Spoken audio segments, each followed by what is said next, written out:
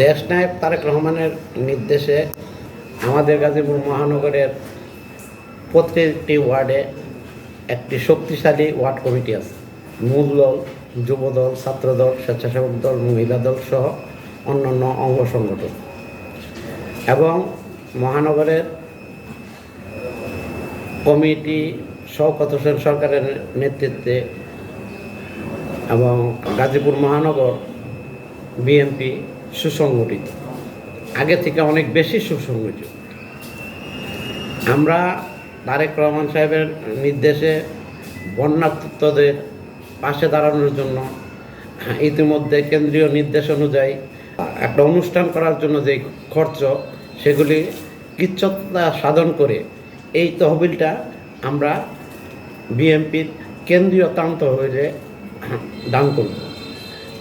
আবার এবং গাজীপুর মহানগর বিএনপির শওকত হোসেন সরকারের এবং আমার নেতৃত্বে আমরা বন্যা দুর্গতদের পাশে দাঁড়ানোর জন্য 2-1 দিনের মধ্যে আমরা বন্যা দুর্গত এলাকায় ব্যাপক পরিমাণ ত্রাণ সামগ্রী নিয়ে তাদের পাশে দাঁড়াবো। ত্রাণের পাশাপাশি যেহেতু বাড়িঘর ক্ষতিগ্রস্ত হয়েছে, গবাদি পশু, ধান, সবজি, এগুলোর জন্য আমরা আর্থিক অনুদান তাদের হাতে তুলে দেব। গাজীপুর মহানগরে ফ্যাসিস্ট সরকার গাজীপুর মহানগরের বিভিন্ন নেতার নামে অসংখ্য মামলা দিচ্ছে। আমি দীর্ঘ 12 বছর 3 মাস জেল কেটেছি এবং আমার বিরুদ্ধে এই পর্যন্ত 73টা মামলা আছে। এই রকম সকলের বিরুদ্ধে অসংখ্য মামলা আছে।